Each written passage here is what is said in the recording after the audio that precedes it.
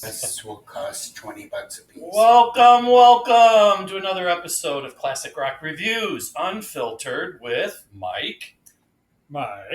And Dave. All right. Well, this is episode number 6. Thank you for joining. And I'd be remiss without saying that, we should probably talk to you subscribers, people that are viewing us. Just click the subscribe button. There's no money, right? There's no credit card. They're not going to ask you for your credit card. Just click subscribe. We got a bunch of subscribers. We'd love a ton more. We hope you love the content so far of our previous 5 episodes. And this 6th episode is going to be R.E.M. Yes, R.E.M., Dave's choice. Keep listening because all of these podcasts improve our domestic lives. So, yeah. So, we for those that are new to our podcast, we basically we take turns picking a group, a rock group, and we got like 150 rock groups to choose from, and we pick an album. Doesn't have to be our favorite album. push her off. Okay. All right. Okay. Get down. Doesn't have to be our favorite album, and we pick our top 4 songs. So Dave picked R.E.M., which is an awesome group. Can't wait to talk about these guys. So I picked Monster from their 94 album. Dave? 95. I picked Green from 88 album. I picked Life's Rich Pageant from 1986. And so we will be talking about those 3 albums. So we'll have some song facts. People have some stories that might be kind of close to them related to the group. So please relax, sit back, and listen and enjoy our podcast. So R.E.M., do we know what this really, where did they come up with that name? Do we know technically where They were all chronic sleepers.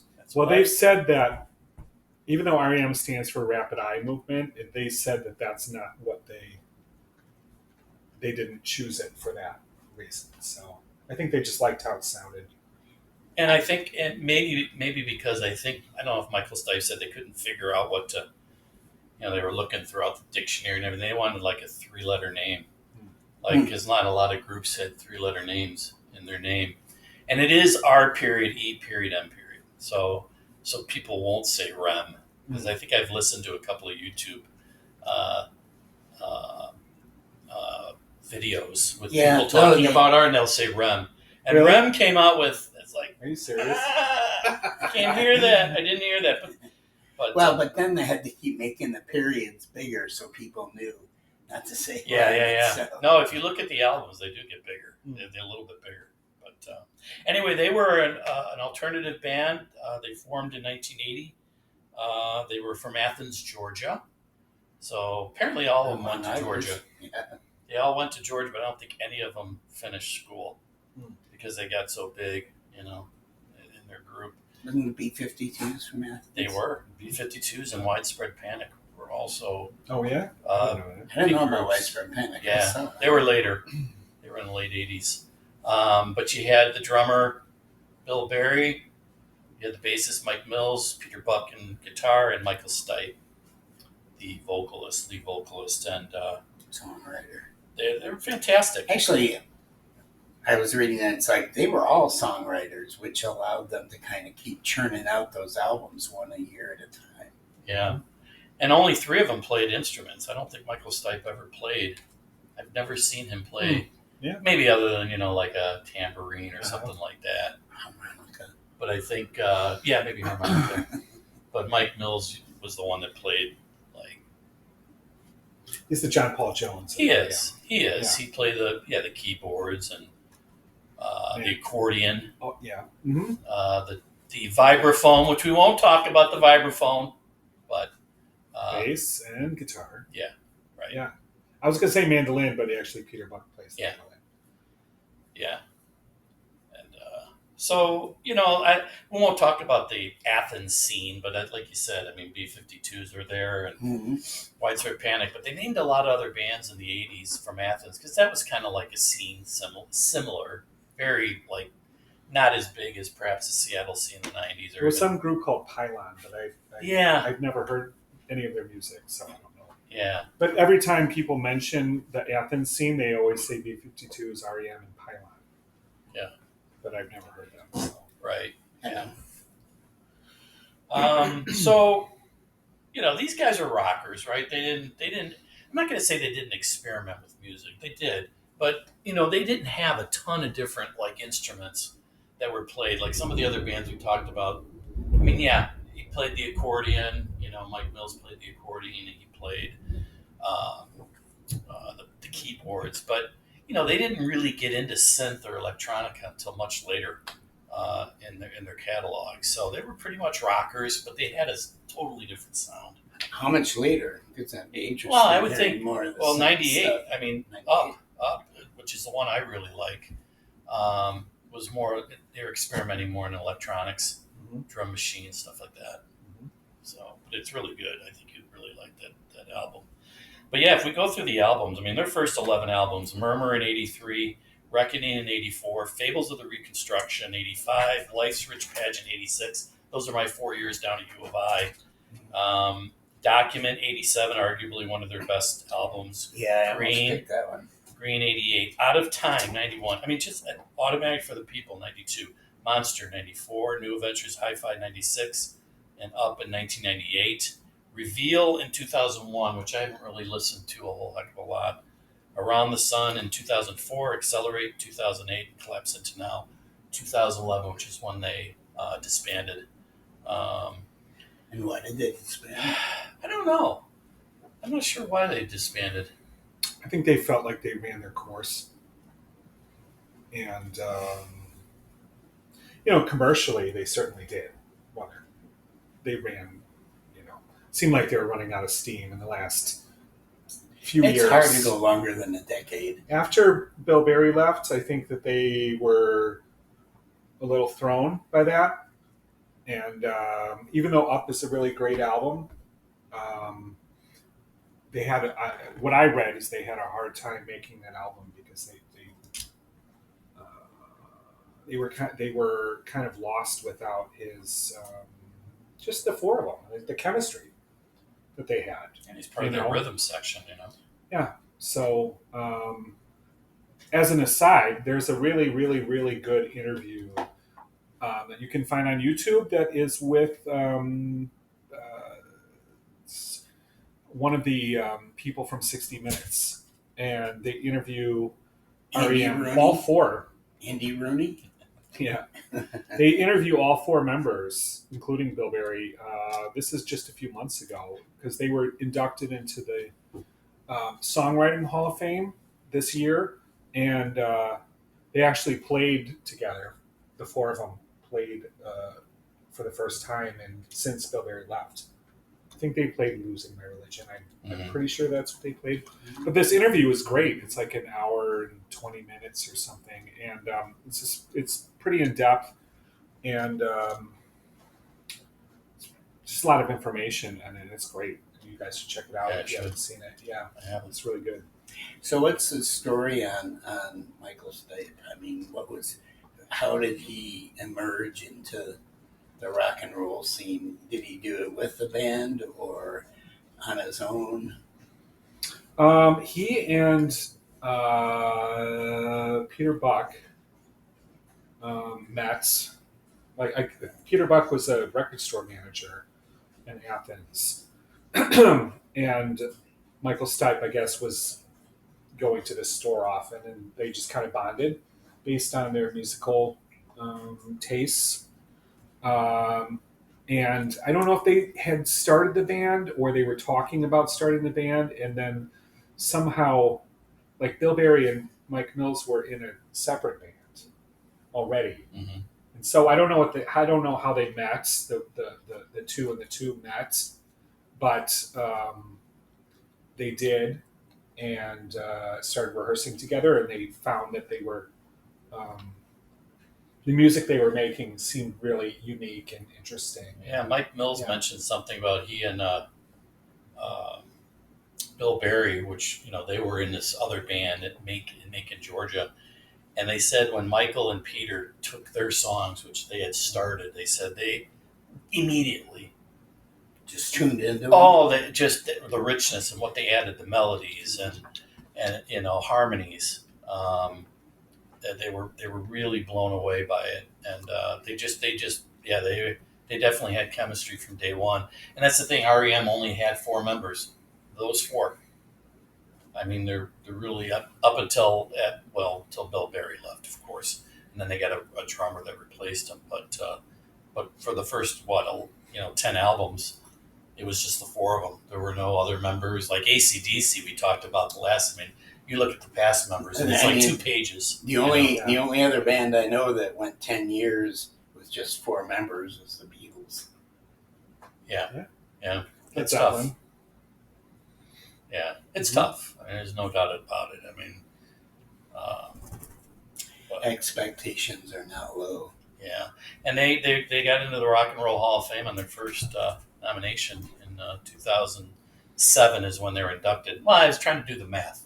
So like the first album was 83, so I would have thought they would have been inducted in 2008. They were actually inducted in 07, and Eddie Vedder actually inducted them into the Hall of Fame. What albums came out between like 85 and 89? For them? One of them was Green. Yeah, I just It was read them 88. off. What? I read It was them off. 88. Yeah. Document 87, Life's Rich Pageant 86, and Fables of Reconstruction is 85.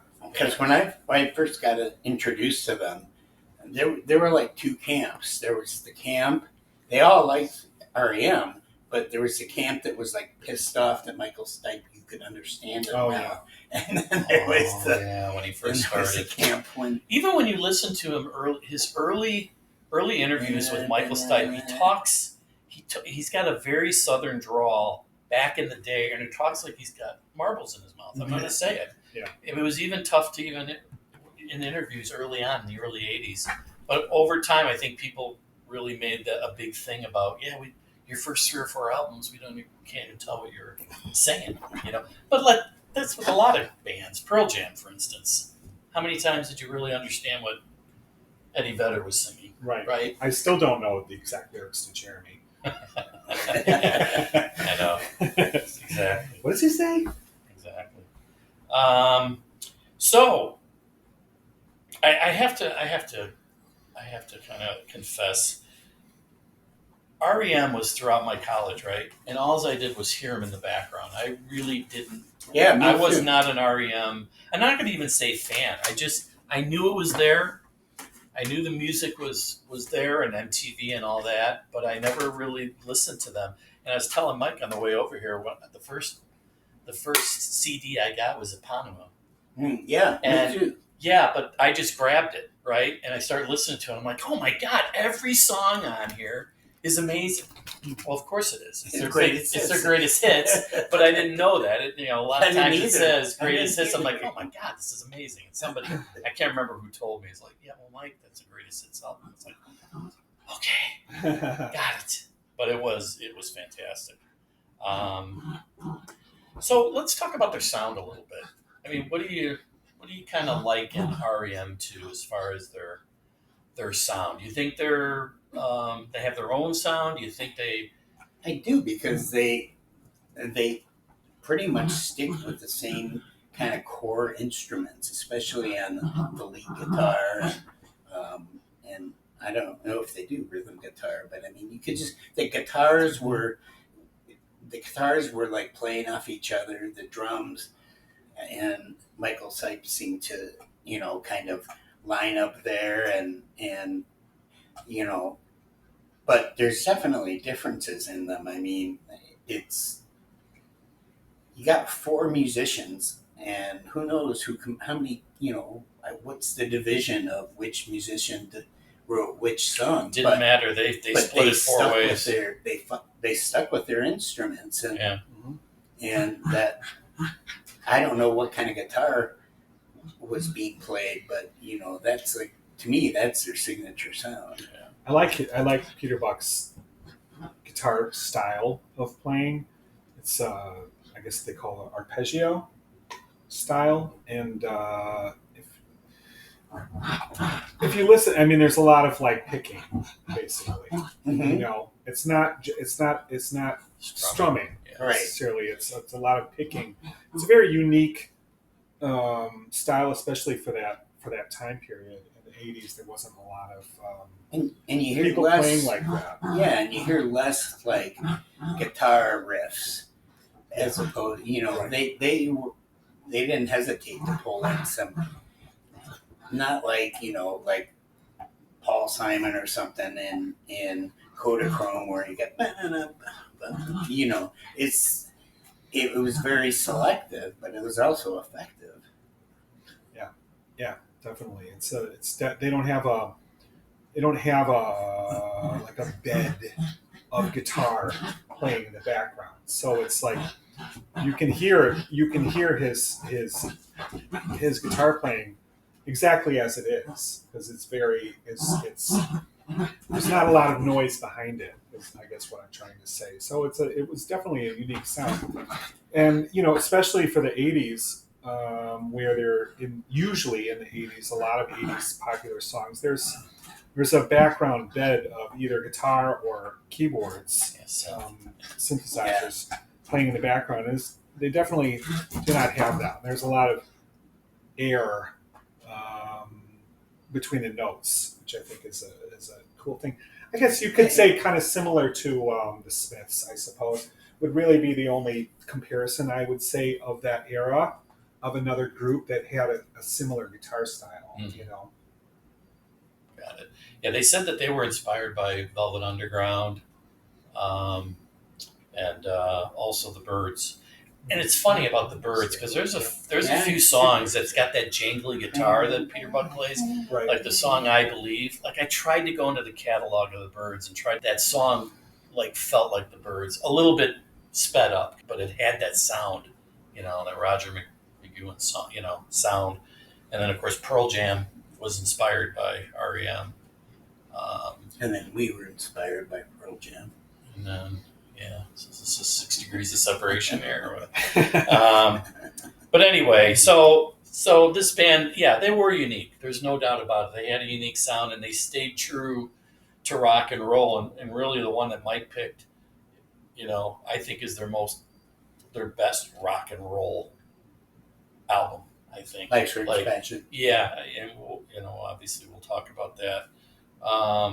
So who wants to go first? Heck, I never go first, so. I'll go first. Want to go first? Yeah. What did you say? Heck, I never go first. I thought you meant... It's your pick, though. So okay. New rules being added. Never mind. Unless you want to go first. No. It doesn't matter. All right. I want to talk about my opinions when people are sleepy. Okay, speaking of sleepy, I'll grab a Pabst too. Yeah, could you get me one too? All right. So. You Pabst? I'm fine. You're fine? Yeah. Pabst for you, Mike? Yeah, thank you. I picked Life's Rich Pageant. Yes. Which came out in July 28th, 1986. Yes. Reached number 21 on Billboard and went gold. And this was really their breakthrough. Like Document in '87 was really their breakthrough album into the mainstream, but Life's Rich Pageant was their first foray into commercial success. The video for Fall on Me went into somewhat heavy rotation on MTV. It reached wasn't really a hit. I mean, it reached number 94 on the Hot 100. So that you can't really say that's like a massive hit or anything like that. However, it was their first commercial song that actually made it into the Hot 100. So the album received universal critical acclaim, and it was their first album that they made a concerted effort to try to become more commercial. They enlisted the producer of John Mellencamp's 80s albums. His name is Don Gaiman, or Gaiman, I don't know how to pronounce it. Not because they liked John Mellencamp's music, but because they liked the sound. They liked the drum sound They said what they liked about why they asked Don Gaiman to produce them is they wanted a clearer and more mainstream sound, and they wanted the vocals more up front and a bigger drum sound. Um, and one interesting thing, as you were mentioning before, the first, I guess, 4 albums of R.E.M., one of the things about Michael Stipe's vocal style was it's kind of hard to understand what he was singing. Plus, his vocals were really low down in the mix. And the lyrics were usually pretty obscure anyway. So even if you could hear the lyrics, you weren't quite sure what he was singing about. So their producer pushed Michael Stipe, because he was the sole lyric writer, to make the lyrics more understandable. That was one thing that he insisted on. So basically, yes. So this was their first foray into the mainstream. Now, a couple of asides here, little personal stories before I go into what my top 4 songs are. So in the summer of '86, there was an article in the Sun-Times on R.E.M. and like in the arts and entertainment section. I don't know what it was called at that time in the Sun-Times, but the headline of the article was called "Pulling American Rock Up by Its Roots," and it was about R.E.M. And I just happened to have, which I cut out of the newspaper in 1986, this picture.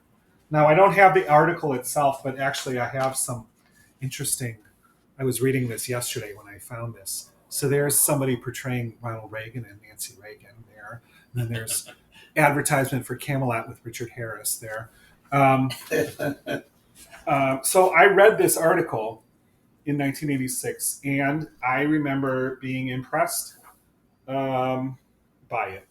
And Fall on Me had I was a big MTV watcher, and Fall on Me had come on MTV. So I was just becoming familiar with them through that song, and then reading this article. And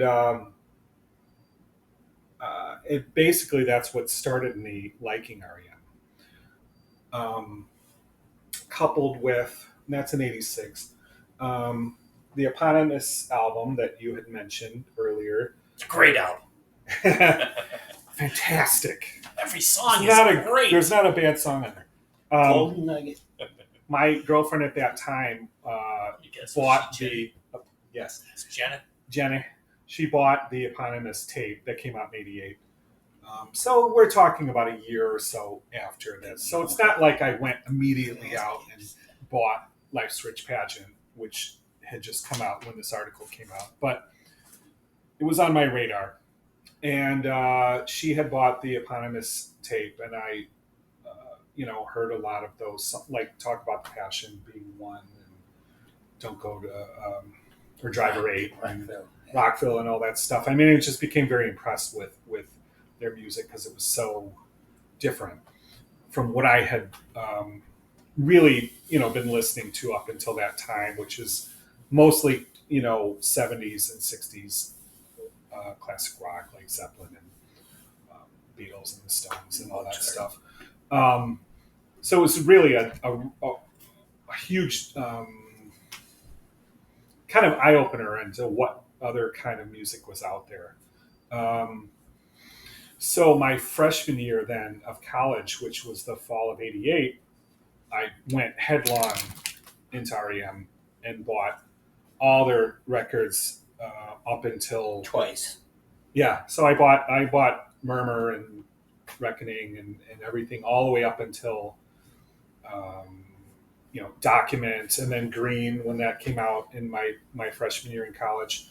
So just became just a huge group for me at that time when I was like 18, 19, and all the way up until probably, around 93, 94. And then I kind of like became less interested in their albums after that time period.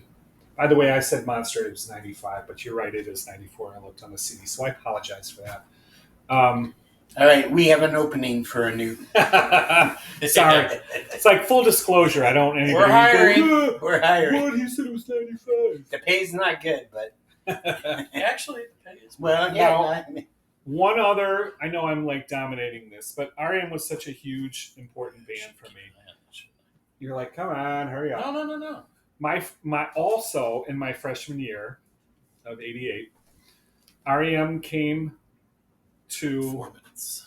Okay, R.E.M. came to. I went to University of Iowa, so they came and played at Carver Hawkeye Arena in. I think the date was. Let's see here. I actually have the ad for when the tickets This went guy. on sale. Who is this guy? I know. It's like Do who you in see that? college made newspaper clippings? Can you see that? I don't know if that's backwards I on love the it. camera, but this is R.E.M. Green World Tour 1989, March 7th, Carver Hawkeye Arena. Tickets on sale tomorrow, and this is dated January 27th, 1989. That's awesome. So, funny story. My roommate at that time, Scott, asked me, he's like, I am going to go stand in line tonight to buy tickets for R.E.M. Do you want a ticket? And I was with my girlfriend, and both of us were like, well, how much are they? And he was like, they were like $20. And we're like, oh, wow. That's a lot of I don't have $20. I can't. I don't. Why didn't I just go? Hey, could you buy me a ticket? I'll pay you back, like, or whatever. I don't know. It's like one of those regrets. It's so stupid. But I mean, I was like 18 years old. $20 in 1988 seemed like an awful lot of money. So I don't know what that rate is now with inflation, but it seemed like a lot of money at that time. And I never saw him in concert, so that was my big opportunity, and I could have, but I didn't. So anyway, Here we are. One of my regrets. So anyway, before I tell you what my number 4 song was, I brought a lot of props here. Here's my Life's Rich pageant. And who is that face? record. That's Bill Berry's face And his eyebrow. and his massive one unibrow. But who's on the back? I don't know, it's like a monkey or something. I'm not sure what that is. And then I this expect that a is little called better Dead than Letter that. Office, and that is like a B-sides and outtakes kind of album or whatever. And then R.E.M. Reckoning, which is one of my favorite ones. And then New Adventures in Hi-Fi, That's a good album. which I didn't used to really like that much, but I've been listening to it a lot recently, and I've really started to like it. And I have some CDs here, too. All of these are for sale on Mike's shop. Yeah. www.mike.com. Just IM me. And we can talk. This is Monster. Great album. This is Green. This is Fables of the Reconstruction. This is Up, which is a really Great good album. one. And that's came out in 98. That's after Bill Berry left. That's actually a fantastic album. It's eponymous. Fantastic Which- album. That sucks. This is Automatic for the People. This is the CD of New Adventures in Hi-Fi, which this was a promo that I got when I worked at Musicland in Oak Brook. Stole. And I'm just going to tell you this real quick. When we got promos, and we were allowed to take the promos, but for security purposes, you had to sign them out. So this is my little receipt from October 28th, 1996, saying that I signed out this Which is promo. amazing because he wasn't even born yet. Good. And then this is out of time. So those are all my R.E.M. CDs and records. Now So you're confused about which one he's going to focus on. getting back to Life's Rich Pageant, which is a great album. Yes. My number 4 song is... Yes. Hold on. Swan Swan H. Ooh. Okay, so that's Swan H. I believe Yes. that's my number 4. Swan, swan, hummingbird, rock. We're all free now. Noisy cats are we, girl and dog. And he is. You can hear his voice. You can hear what he's saying, right? Mm-hmm. If you do listen to the first 4 albums, he is mumbling. But you know what? That is part of the charm. That's It why. really is. That's why so many people. I mean, it was almost like a schism in the R.E.M. church. It was like, Right. what are you doing? That's like because you can almost make up your own lyrics. Right. And I had heard that he, in the first 4 albums, he had wanted his vocals to be low in keys. Yeah. So that they were hard to distinguish, you know. So that's not, it doesn't make for good pop music, you know. I know. And then people were always like saying, God, can't you put the words on his albums? Like, we can't understand what he's saying. And he's like, well, I don't want to put the lyrics on the album because then people are going to like it. If you're reading the lyrics, it takes away from the musical ambiance of what he's trying to do. So I don't know if that was purposeful what he was doing. I think it's just the way his style was, and to me it was charming. You know, because I didn't really care if. I mean, like I said, Pearl Jam, you probably could, but it was part of the charm of it. You don't want to get rid of those instances that are like I heard someone singing once. It's like Rome, Nipsey Russell, Rome. There's a book. Yeah. Did you guys have the book? Did you have the book out there of songs Oh, you yeah. thought the lyrics were Right, yeah. and what Didn't see people were saying? Right. It was hilarious. I don't know what I did with that book. I don't have it anymore. It's hilarious. Yeah. It's funny. Let's see. All right, so my number 3 song Yes. is "What If We Give It Away."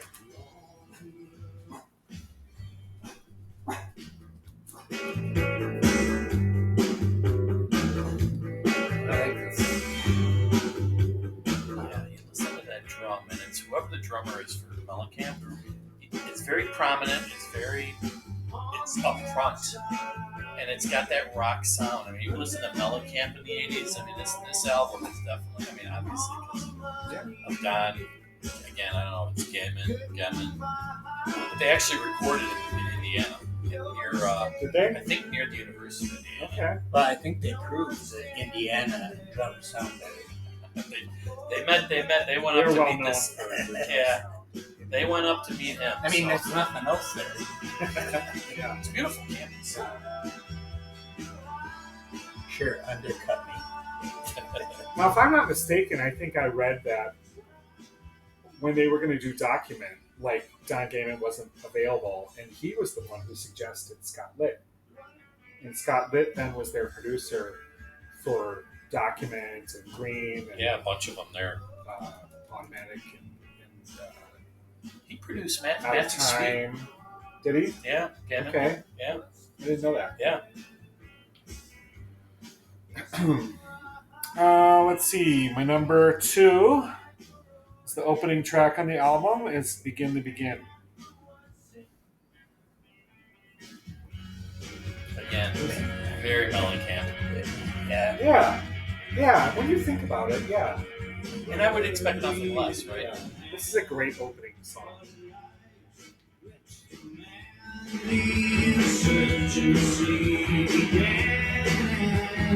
I love this part. I love that. Yeah. This album is such a difference from the previous album, which is Fables to Reconstruction, which was a real kind of melancholy kind of album, and just there's a couple of really good songs in that album, but overall, not a great album, I don't think. Fables. they talk about they recorded it in England um, with Joe Boyd, and they were not happy there. They weren't happy with the process. They weren't happy with the You were in London, right? yeah. They weren't happy with the gloomy weather. I don't know, and it just kind of permeates that album. It's just a dark album, for Yeah. the most part. So this album, Life's Rich Pageant, is such a big difference from that album. Just the sound of it is just it's a lot brighter. The sound is just I don't know. It's just kind of more in your face and everything. More rock. It's definitely more rock. Yes. Yeah. Do you know how they came up with Life's Rich Pageant? The I actual. do. Tell the story. They said it's from one of the Clouseau movies. I don't Shot know in which the Dark. one. Shot in the Dark, where Peter Sellers says, life's rich pageant. Yeah, anything that ever went wrong, which if you've ever watched Clouseau, everything goes wrong. He probably should have said Life's Rich Pageant every time, but that's what he meant.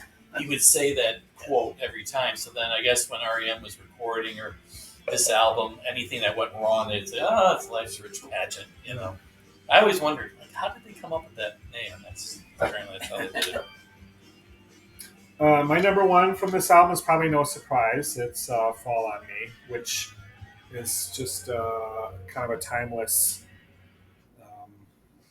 pop song, in my opinion. I just never get sick of this song. It's just a great song. It's their first, I think, even though I said was at 90, 94 in the top 100, not technically a hit song. But when you listen to it, This is a pure kind of like pop song. Like they reached okay, now we've perfected the craft of writing a pop song. Yeah, right.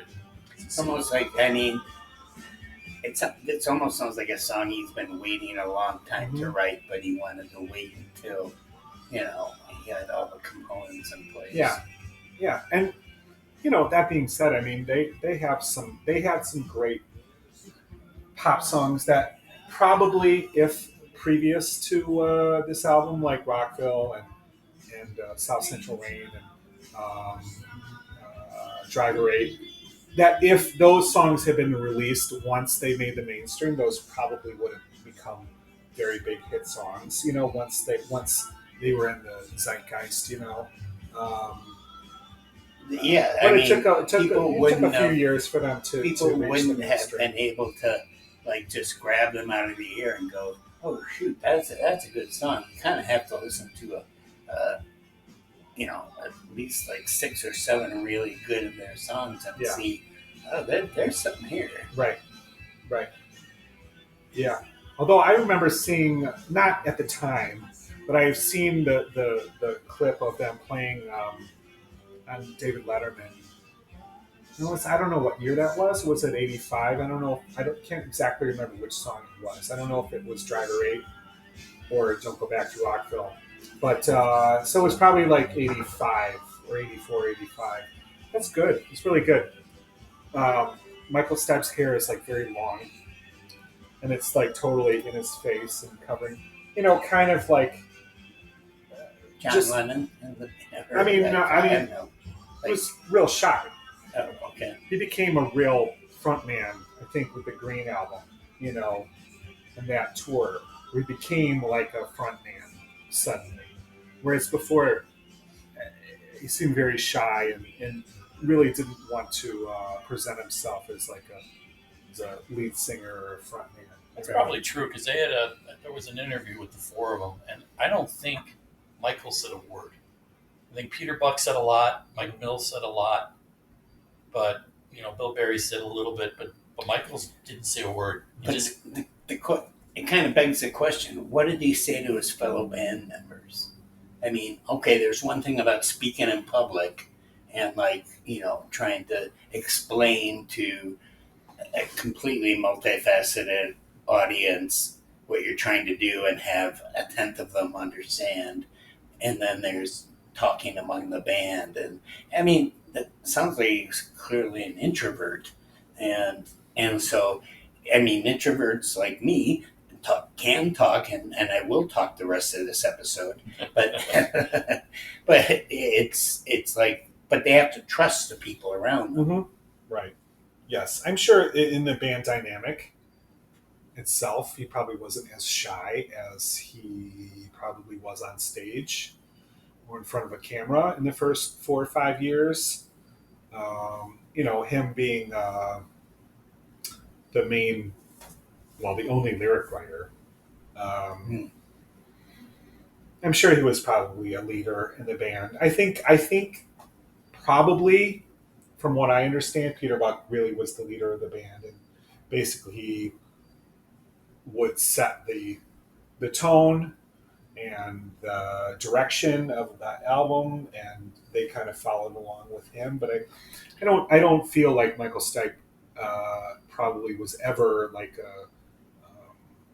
in the background. I feel like he was No, I mean, well, if in the just amongst the four of them, right, and if someone's the leader of the band, they're probably doing it because, the musician, the main musician, is usually the leader of the band, right? And so, if Michael didn't want that role, the other guy probably stepped up and took in that role to allow Michael to focus on music. Usually, it's the front man. Usually, it's the guys who lead vocals. Typically, Yeah. I'm not going to say he's necessarily the leader of the band, but it seems like it's just by default that person becomes the leader. Mm-hmm. I would say Like Ringo. Yeah. Exactly. Yeah.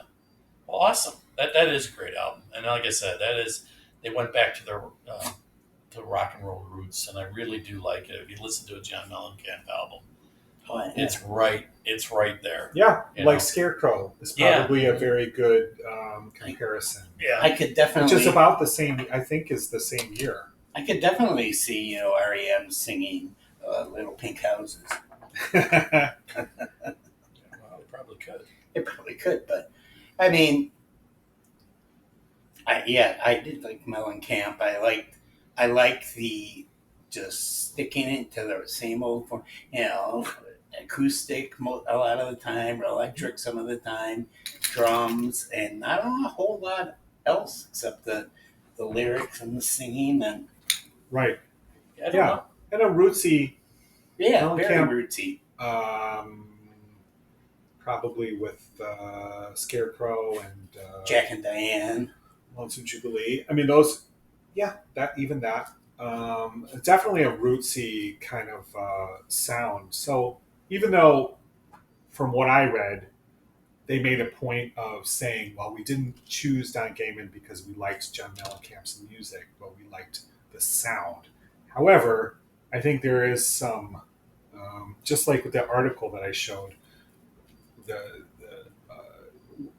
pulling American rock up by its roots. It's a roots kind of sound. It is. Mellencamp's It's definitely Americana. definitely a roots kind of sound. I think it's there's a kind lot of of similarities there by itself.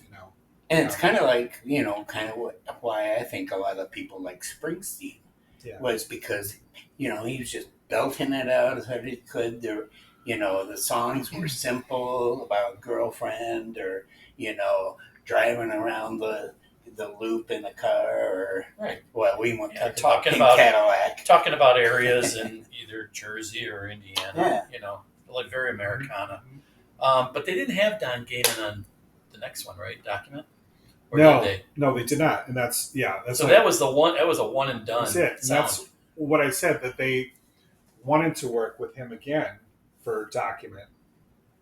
He was not available, and Don Gayman, from what I read, was the one who suggested Scott Litt Got it. as the You did producer. say that. Yeah. You did say that. I didn't hear you say that. Either one. Roll of back us. the tape. Yeah, we'll roll back. Yeah. Can we have that read back for the court? Sorry, the court reporter had to go to the bathroom. So is it my turn then? Yes. If you Okay. wish. Well, I picked Monster. They're 1994. 94. 94. Like I said, I wasn't a really huge R.E.M. fan. Not because I didn't like them. I just didn't listen to them. I didn't have any of their albums. But when I picked Monster, I picked it because it was like right in that 94 time frame. And there's a lot going on with this album that I'm going to talk about during this period of time. Lots of things happened outside of the band, but that really affected the band. But I don't know, I kind of say this is their grunge album to some extent. The guitars are more distorted right off the bat. The very first song, second song, third song, very distorted guitars. So it was kind of like their grunge album. I'm not sure if it was in like a dedication to anything grunge or anybody, but we'll get into that. But I just love the sound. And it was recorded from in like 93 into 94. And so things were going on at that point in time. It's the 9th studio album, and it was released September 27th, 1994. And it was produced by the band Scott Litt, who actually engineered Carly Simon, and I was telling you earlier, Matthew Sweet. It was recorded at 4 different studios. I don't remember the studio where they were, but it was at 4 different studios. But Scott actually was the one that produced the 1987 Document album. So this was, like I said, the Monster album was an intentional shift by the band from their previous 2 albums. Out of Time. Come here. Oh, Right come here. in there. Up, up, up, up, up, up. All right. You know, Out of Time and Automatic for the People. Right. This is unfiltered. I say Hey, it come every on, week. come on, come on. I say it every Over time here. we do this. We love Get these over guys. here. It's okay. Get over here. They're not barking. But it was, introducing distorted guitar tones and simple lyrics. The album actually peaked 21 on the Billboard Hot 100. And the album was actually distributed on floppy disk, which is kind of cool. So Really? the albums were sent out in floppy disk. Wow. I don't know. That's what, cool. That's kind of cool. Hey, and kind of a separate thing. Do you remember when Sony put out those like tiny mini discs Yeah. that were in there? I mean, they were way ahead of their time. Yeah.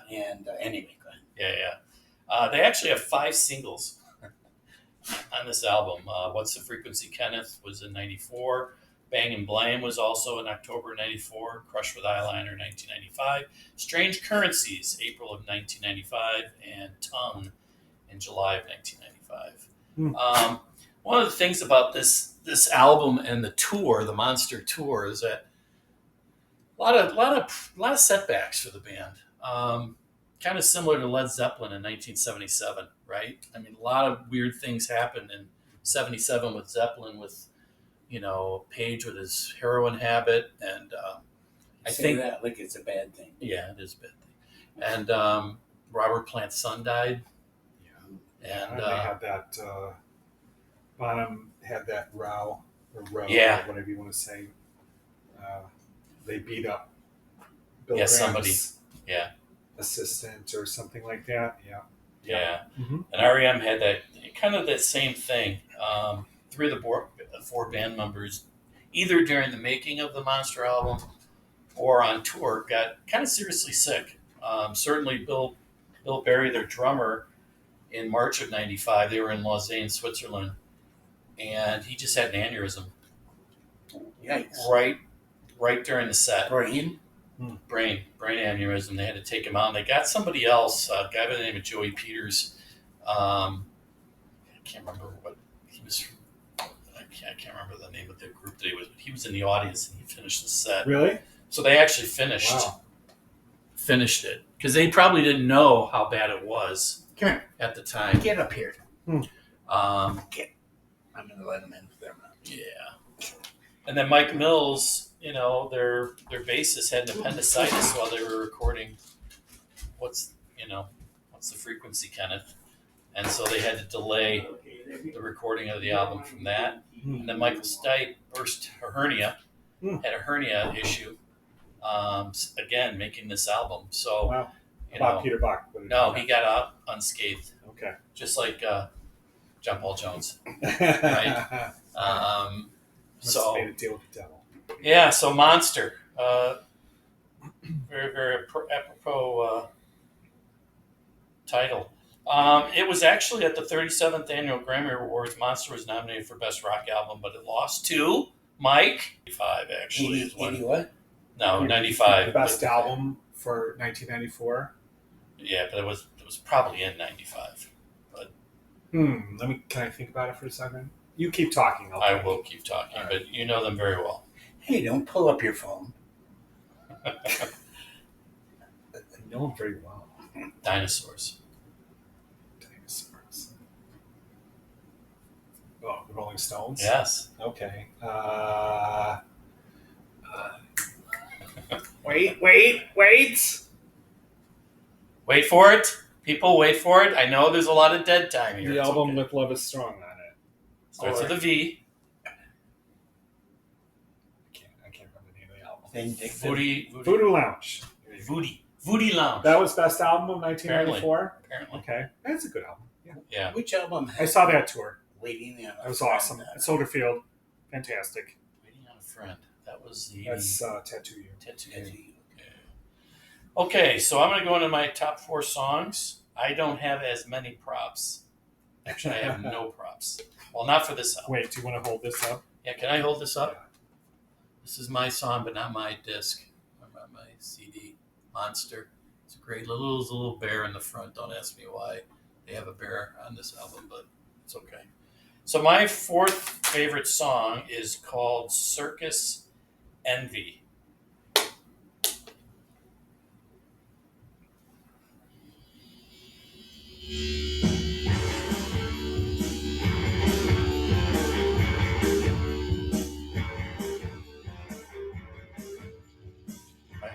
My wife, so Kim thought, so during the song you hear that crunchy the whole time, and she's like, "Is something wrong with this song? Is there?"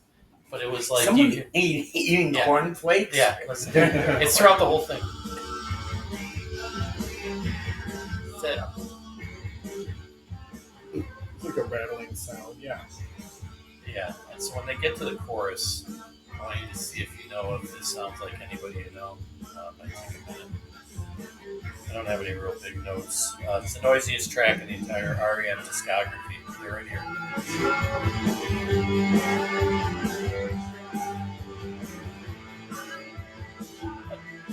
Post-grunge. Drummer started his own band. Foo Fighters? Yeah. What sound? I don't know. It just sounds like Foo Fighters sound to me. Anyway, so that's Circus Assembly. That's my number 3. My number 4. My number 3 is You. Why? Me? Why You? Gotta get to it though. You damn kids, get out of my yard. Just saw that. So it's this is probably one of their heaviest. Yeah, this is definitely a departure from. This whole album has this guitar sound. Yeah. Lyrics are clear. Yeah. Do you think it was a reaction to Garage? One of the songs was dedicated to Kurt Cobain, who died in April of '94, and it was, I think it was right in the middle of them recording this still. Are you sure it wasn't out of joy because he died and now, R.E.M's music could dominate again? Is that what you mean? You might be right. And River Phoenix apparently was very close to River Phoenix as well. Oh, really? And he died right when they started recording Monster in October of '93. Oh. So River Phoenix, quick story on River Phoenix. Apparently he was at a club in Los Angeles that was partly owned by Johnny Depp and his brother. The Viper Room. The Viper Room, yeah. And apparently he drank way too much, and he was in like scuffles that went out into the back of the bar, and then he went into convulsions. And I think his sister Rain Phoenix, who's actually sings backup on one of our albums. I don't know which one, but she gave mouth to mouth, and he died right there. So don't ask her to give you mouth to He was mouth. taking like some sort of Lots of drug or Yes. some pharmaceutical kind of thing or something. Yeah. Yeah, it was sad. Apparently, I don't know how those two met. Um, but yeah, just during the making of this album, maybe that's why it's dark and Yeah, maybe maybe. who knows. I know that they had the talk at the time when their press that they were giving, like when they would give like little sound bites or whatever to different um, news agencies. They talked about that they wanted this album to be a more rock album because they hadn't gone on tour since the Green Yeah, tour, right. right? And